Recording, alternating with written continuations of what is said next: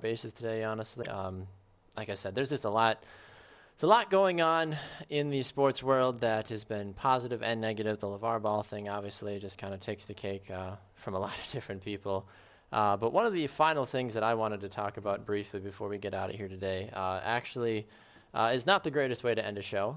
It's never fun when this happens. But we here at Bruce Sports, unfortunately, lost somebody very near to our hearts today, actually.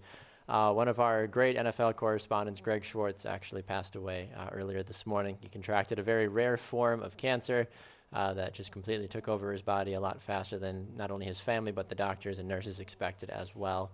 Our hearts go out to Greg Schwartz and his family. He was phenomenal and just pure class and just fun-loving and just everything that you'd want, not only in a friend, but also in a correspondent as well, too. And we're very grateful for everything that he did, and we wish him and his family the very best as they continue to get through this very hard time right now. So it's kind of surreal. It hasn't really set in yet because we found out 20 minutes before we went on the air, basically. Yes. Yeah. So very sad. You got to obviously work with him a little bit more than I did, just because of he was a consistent guest on Pick Six as well too.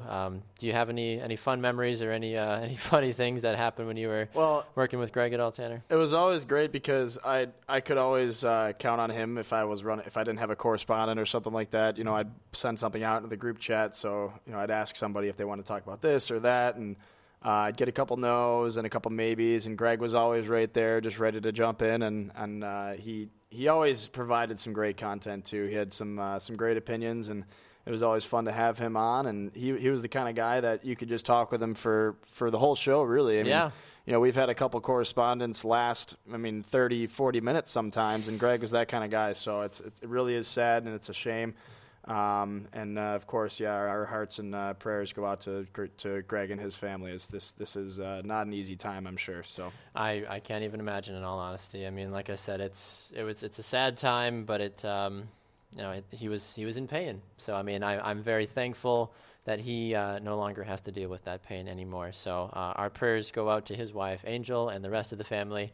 And we definitely will be continuing to honor Greg Schwartz as well and the memories that he gave us on Bruce Sports. So absolutely. Sorry to end in such a downer way, but we just wanted to make sure we properly gave the time and the air that was needed for Greg Schwartz. So special thanks to him for everything he did for us.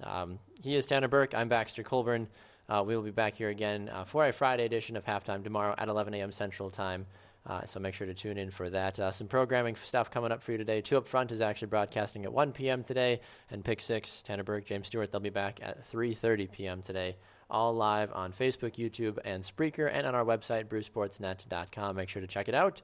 For Tanner Burke, I'm Baxter Colburn. Thanks so much for watching. We'll see you tomorrow on Halftime.